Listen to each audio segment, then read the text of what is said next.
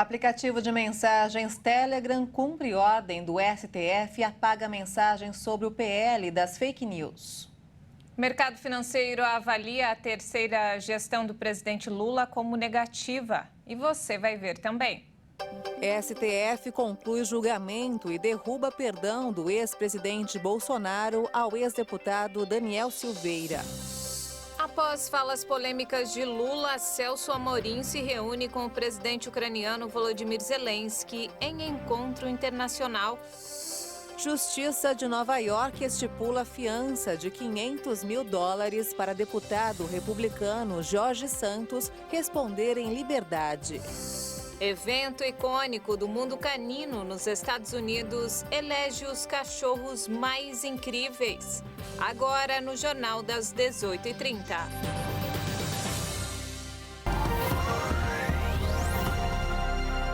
Olá, boa noite. São 18h33 pelo horário de Brasília. Boa noite. Você acompanha agora as principais notícias do Brasil e do mundo desta quarta-feira. O Telegram cumpriu hoje uma ordem do Supremo Tribunal Federal determinando a remoção de uma mensagem enviada aos usuários da plataforma que atacava o PL das fake news. O aplicativo também divulgou no lugar uma mensagem sobre desinformação para evitar uma suspensão por 72 horas. A mensagem de retratação enviada através de um link individual para os usuários dizia que, abre aspas, por determinação do Supremo Tribunal Federal, a empresa Telegram comunica. A mensagem anterior do Telegram caracterizou flagrante e ilícita desinformação atentatória ao Congresso Nacional, ao Poder Judiciário, ao Estado de Direito e à democracia brasileira, pois fraudulentamente distorceu a discussão e os debates sobre a regulação dos provedores das redes sociais e de serviços de mensageria privada, a PL 2630. Na tentativa de induzir e instigar os usuários a coagir os parlamentares, fecha aspas. O ministro havia dado mais cedo, nessa quarta-feira, um prazo de 1 hora para que o aplicativo removesse a mensagem e colocasse a nova no lugar, o que foi realizado. Se a decisão não tivesse sido cumprida, o aplicativo ficaria suspenso pelo prazo de 72 horas, além de arcar com uma multa de R$500 mil por hora.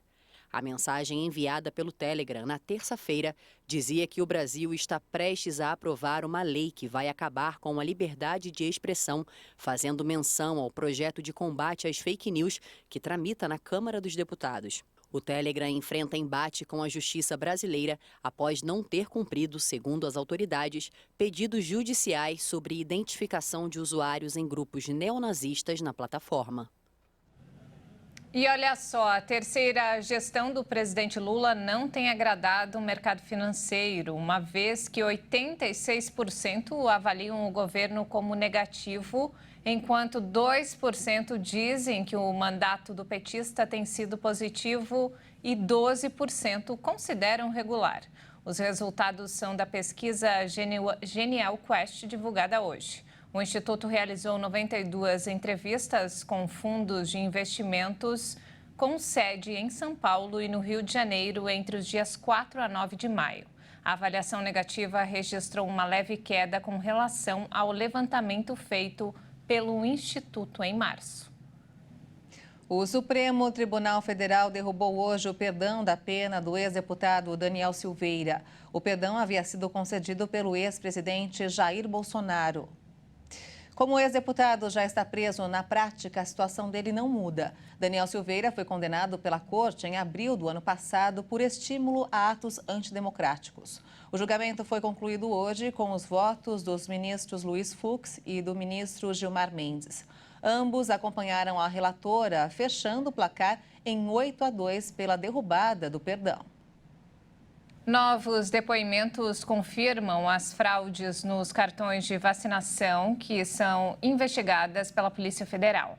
Agora, uma enfermeira que disse ter recebido o pedido de um médico para liberar um cartão em branco. O documento seria preenchido com dados falsos da mulher de Mauro Cid, ex-ajudante de Jair Bolsonaro.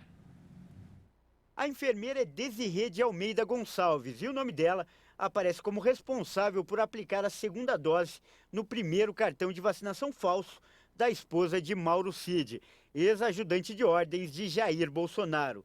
Desirê alegou que o nome dela foi usado indevidamente.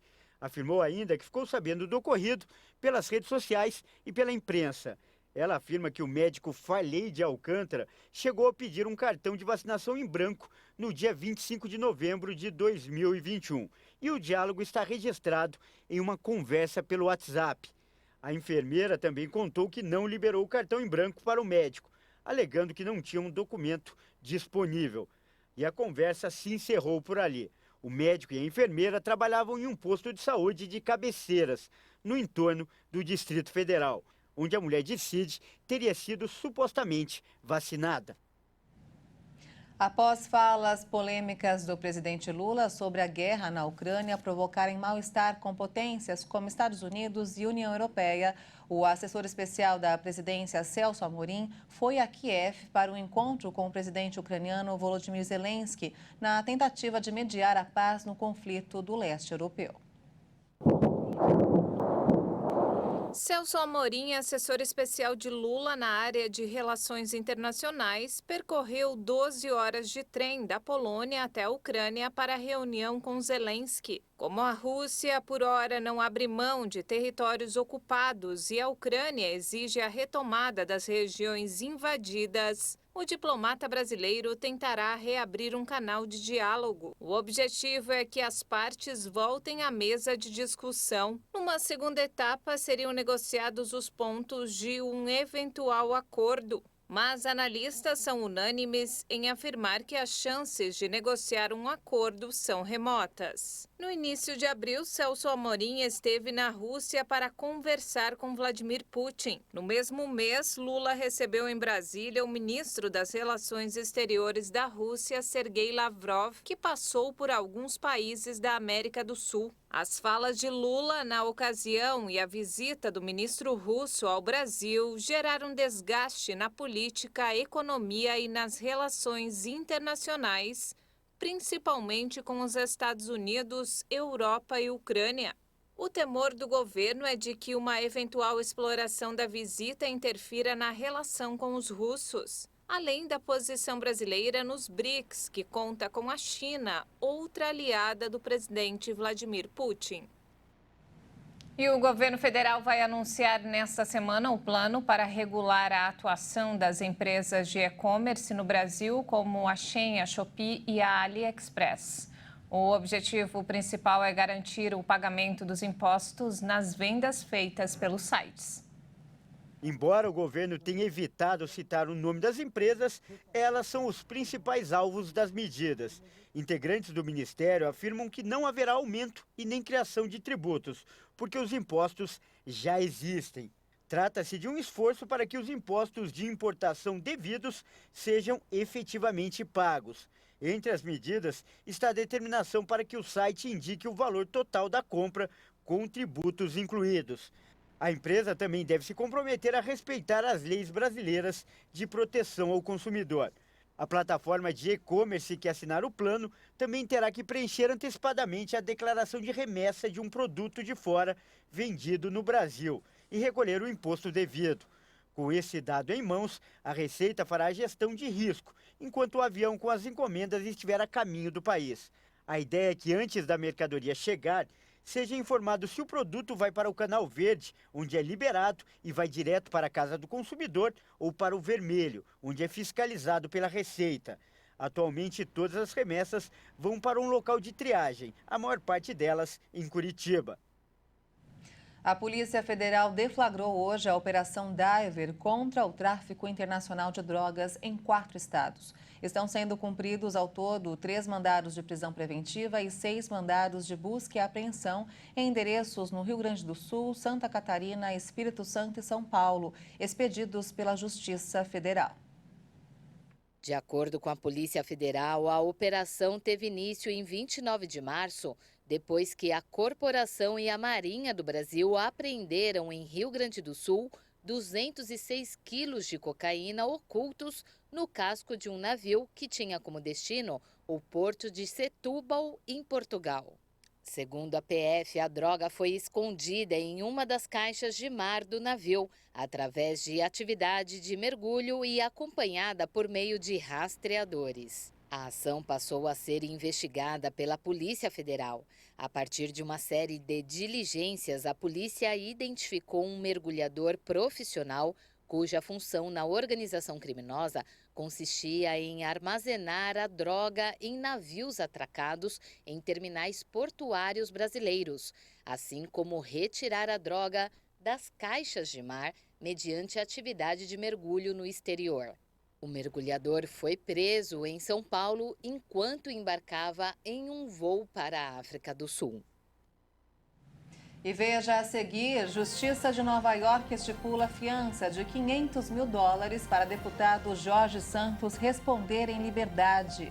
E ainda, evento icônico do mundo canino nos Estados Unidos elege os cachorros mais incríveis. Nós voltamos em instantes. Até já!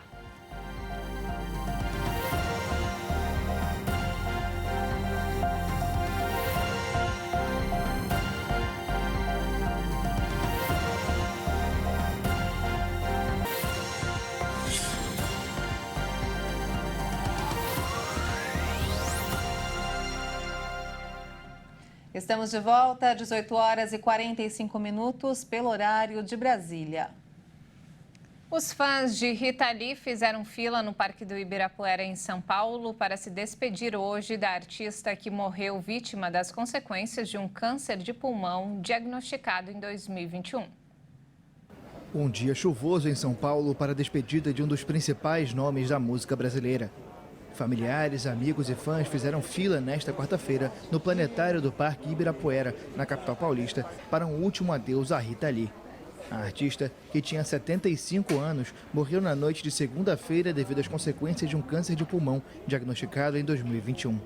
De acordo com um comunicado publicado na conta da cantora no Instagram, ela estava cercada de todo o amor da família, como sempre desejou. Foi decretado luto oficial de 3 dias no Brasil. E depois de 2 meses em queda, a produção industrial do Brasil aumentou 1,1% em março, quando a comparação é feita com fevereiro. Já em relação ao mesmo mês do ano passado, o IBGE informou hoje que a alta foi de 0,9%. O que mais contribuiu para a alta foi todo o segmento relacionado com atividades que envolvem o petróleo. Os resultados ruins foram na indústria de vestuário e acessórios, mas não impediram que o trimestre fechasse em alta de 0,2%. E vamos então ao mercado financeiro. O dólar fechou a sessão desta quarta-feira em queda, à medida que investidores repercutiam a divulgação da inflação nos Estados Unidos. O dado é importante para que o mercado entenda os possíveis rumos da política monetária na maior economia do mundo, que passa por um período de alta nos juros. A moeda norte-americana caiu 0,75% e encerrou o dia cotada a R$ 4,94 na venda. E nos Estados Unidos, a inflação em 12 meses desacelerou em abril para 4,9%, o menor nível desde abril de 2021. O dado foi divulgado hoje pelo Departamento do Trabalho. O índice de preço ao consumidor, pelo qual as aposentadorias são indexadas, ficou ligeiramente abaixo de 5% nos 12 meses encerrados em março. Em um mês, a inflação voltou a acelerar, atingindo 0,4%, contra 0,1% em março, detalhou o Departamento de Trabalho. Embora esse novo valor mostre um passo na direção certa para as autoridades econômicas e marque o menor aumento anual em quase 2 anos, mantém-se muito acima dos níveis anteriores à pandemia de Covid. Os analistas acompanham de perto os números da inflação, um índice-chave, enquanto o Banco Central americano avalia se deve aumentar ainda mais as taxas de juros. Mais de um ano depois de a autoridade monetária iniciar o ciclo de alta das taxas, a inflação se manteve alta nos Estados Unidos. E o Banco Mundial criticou os benefícios tributários concedidos à Zona Franca de Manaus em seu primeiro relatório econômico sobre a Amazônia brasileira. Em meio a debates no governo para aprovar a reforma tributária, defendeu uma revisão desses incentivos tratados como ineficientes.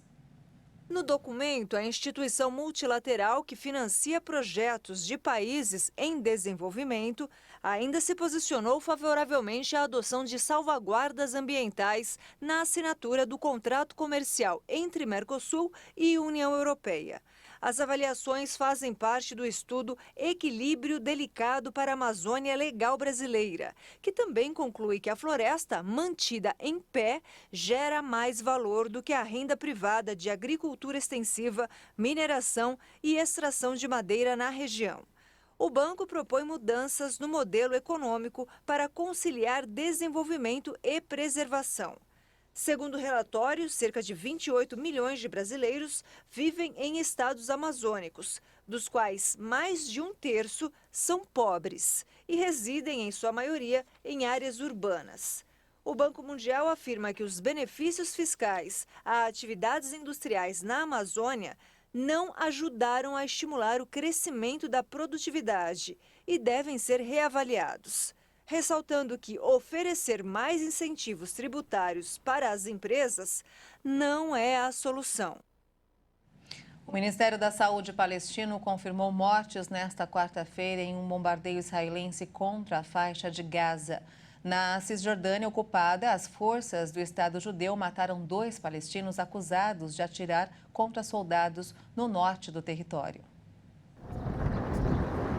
Forças israelenses e militantes de Gaza trocaram tiros na fronteira, renovando a violência mortal um dia após os ataques israelenses que mataram 15 pessoas no território palestino.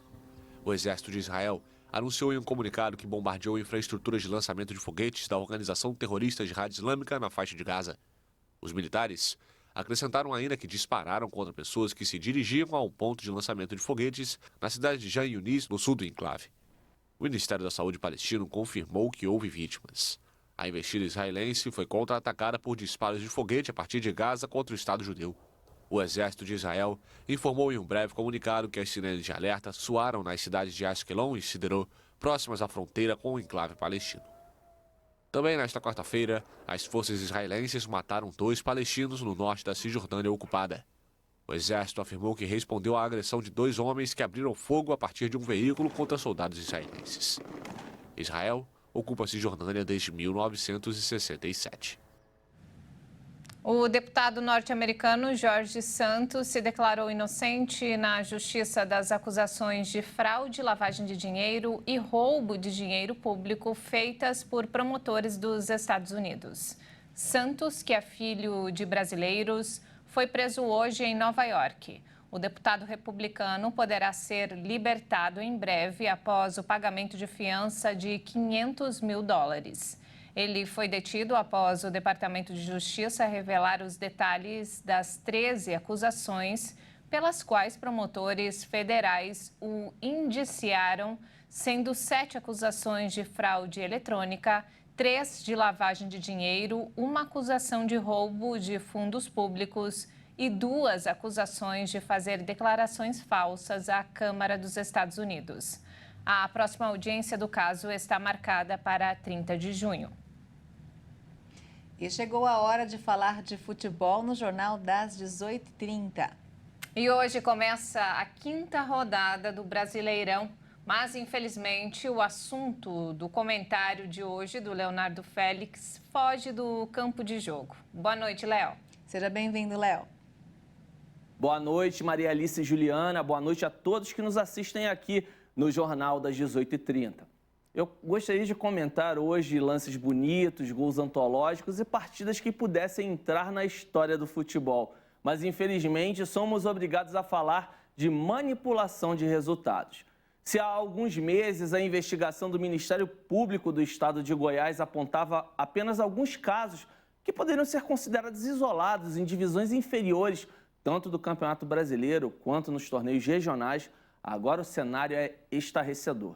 Jogadores de grandes clubes da elite do futebol nacional estão sendo investigados pela Operação Penalidade Máxima 2 e alguns deles já estão na condição de acusados. A situação mais grave é a do zagueiro do Santos, Eduardo Bauerman, que aceitou R$50 mil para alterar o resultado do jogo entre Santos e Avaí do Brasileirão do ano passado. Para obter essa vantagem, ele precisava levar cartão amarelo na partida, o que não aconteceu e gerou grande prejuízo à quadrilha. Para quitar essa dívida de R$800 mil com os operadores das apostas, o zagueiro se comprometeu a convencer outros jogadores do Santos a participarem do esquema. Na mesma edição do torneio, Eduardo também deveria ser expulso contra o Botafogo. A pena prevista para o Bauerman é de prisão de 2 a 6 anos, além de multa. Outro envolvido é o lateral esquerdo do Sport, Igor Cariús. Na época, ele estava no Cuiabá e deveria receber um cartão amarelo no confronto contra o Ceará e o Palmeiras. Já o Vitor Mendes, do Fluminense, também foi citado, além do Richard, do Cruzeiro, e o Natan, do Grêmio.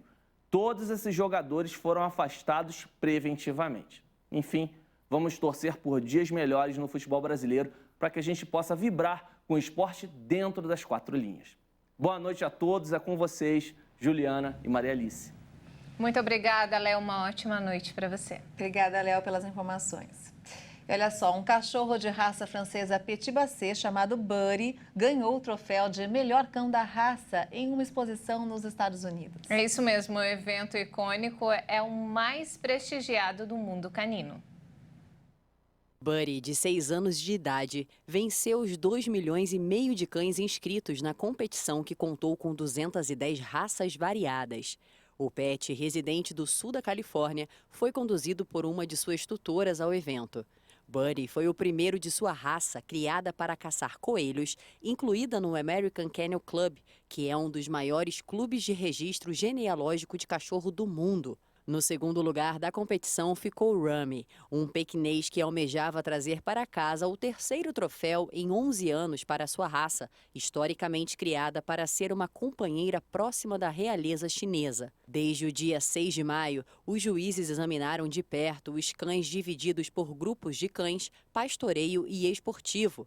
Depois, observaram ainda a condução dos seus tutores pelo espaço, classificando segundo os padrões da raça, como aparência, temperamento, tamanho, pelagem e outras características.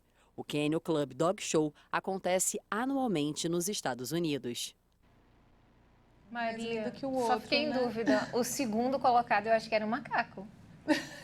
Verdade, parecia mesmo. Parecia Ju, muito. Mas todos muito lindos. Uma graça. E não temos mais tempo, essa edição fica por aqui. Mais informações ao longo da nossa programação. Obrigada pela companhia. Obrigada pela sua companhia, uma boa noite para você e até amanhã.